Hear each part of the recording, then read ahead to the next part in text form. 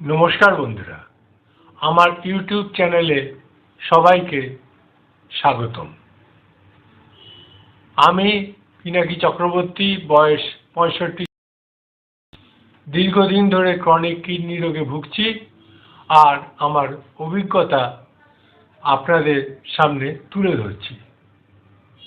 আজকে আমরা কথা বলবো কিডনি ডিজিজের সঠিক ডায়েট নিয়ে। অনেকেই ভাবেন শুধু ওষুধ খেলেই কিডনি ভালো থাকবে, কিন্তু খাবার যে কিডনির সবচেয়ে বড় ওষুধ সেটা জেনে রাখা ভালো এবং আজকে আপনাদের জানাবো।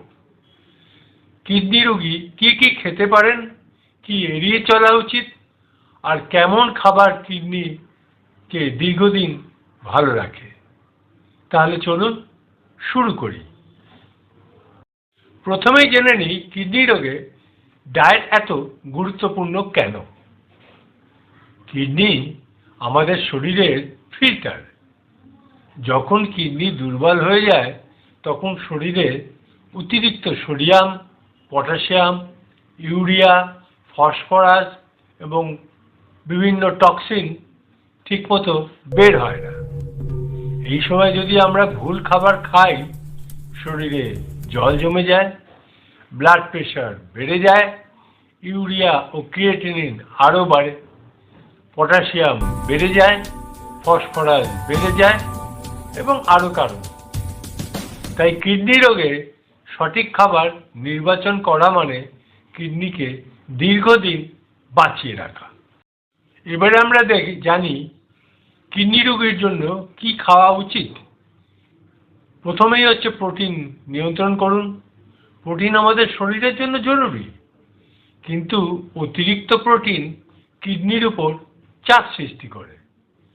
ক্রনিক কিডনি রোগের শুরু থেকেই তাই কম প্রোটিনযুক্ত ডায়েট ফলো করা উচিত। উদাহরণ, প্রতি কেজি ওজনের জন্য, অর্থাৎ বডি ওয়েটের কথা বলছি, 0.8 গ্রাম প্রোটিন। যাদের স্টেজ 4-এ পৌঁছে গেছে তাদের জন্য প্রতি কেজি ওজনের 0.6 গ্রাম প্রোটিন। আচ্ছা, ভালো প্রোটিনের উৎস কি? অ্যানিম্যাল প্রোটিনের মধ্যে ভালো উৎস হলো ডিমের সাদা, কম তেলযুক্ত মাছ, চর্বি ছাড়া মুরগির মাংস, টোফু ইত্যাদি। এড়িয়ে চলুন লাল মাংস, প্রসেসড মাংস যেমন সসেজ। আজকাল ডক্টর এবং ডায়েটিশিয়ানরা প্ল্যান্ট ডমিনেটেড প্রোটিনের দিকেই ফোকাস করছেন। অতিরিক্ত প্রোটিন কিডনিকে চাপে ফেলে, তাই কিডনি রোগীর প্রোটিন পরিমাণ ডাক্তার এবং ডায়েটিশিয়ান দ্বারা নির্ধারিত হতে হবে। তবে সাধারণত ডায়ালিসিস রোগীকে বেশি প্রোটিন দেওয়ার দরকার হয়। মোটামুটি প্রতি কেজি ওজনের জন্য 1.2 গ্রাম সাধারণত দেওয়া হয়। পরবর্তী পদক্ষেপ হচ্ছে নুন কম খাওয়া। শরীরে নুন বাড়লে ব্লাড প্রেশার বাড়ে, আর ব্লাড প্রেশার বাড়লে কিডনি ক্ষতি বাড়ে। চেষ্টা করুন দিনে 2 থেকে 3 গ্রাম নুনের বেশি না খেতে। তাই আচার, পাঁপড়, চিপস, রেডিমেড সস এগুলো একেবারে বন্ধ রাখার চেষ্টা করুন। পরবর্তী পদক্ষেপ হচ্ছে পটাশিয়াম নিয়ন্ত্রণ। যাদের কিডনি দুর্বল তাদের শরীরে পটাশিয়াম জমে যেতে পারে, এতে হার্টের সমস্যা হয়। পটাশিয়াম যদি 6.5-এর বেশি রক্তে হয়ে যায় সেটা খুবই বিপজ্জনক। তাই পটাশিয়াম বেশি আছে এমন খাবার যেমন কলা, কমলা, আলু, টমেটো, নারকেলের জল এগুলো সীমিত পরিমাণে খান বা এড়িয়ে চলুন। এখানে একটা প্রসেস আছে লিচিং এর। যে কোনো সবজি কেটে 30 মিনিট জলে ভিজিয়ে রেখে সিদ্ধ করলে এবং সেই জল ফেলে দিলে সবজি থেকে পটাশিয়াম অনেকটাই কমে যায়। পরবর্তী পদক্ষেপ হচ্ছে ফসফরাস নিয়ন্ত্রণ। ফসফরাস রক্তে বেশি হয়ে গেলে হাড় দুর্বল হয়ে যায়।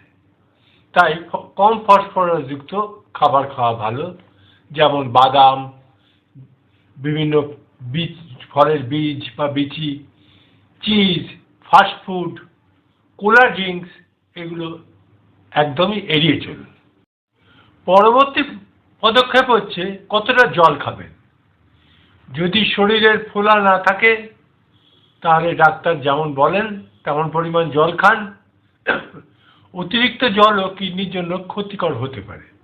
সাধারণত দিনে 1.5 থেকে 2 লিটার অবশ্যই ডাক্তারের পরামর্শ অনুযায়ী খাবেন।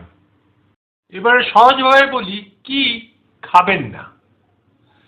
চলুন দেখে নিই কি খাবার কিডনি রোগীর একেবারে এড়িয়ে চলা উচিত। প্রথমেই আসে নোনতা খাবার, যেমন আচার, চিপস, স্যুপ পাউডার, মানে দোকান থেকে যে পাউডারগুলো পাওয়া যায়, সস ইত্যাদি। নেক্সট, অতিরিক্ত protein, red meat, protein powder ইত্যাদি। 3 নম্বর হচ্ছে ফাস্ট ফুড, বেকারি আইটেম এবং প্যাকেটজাত খাবার এড়িয়ে চলুন। সফট ড্রিঙ্কস, বিশেষ করে কোলা জাতীয় ড্রিঙ্কস একদমই খাবেন না। পটাশিয়াম ও ফসফরাস বেশি ফল, যেমন কলা, কমলা, ড্রাই ফ্রুট ইত্যাদি অ্যাভয়েড করুন।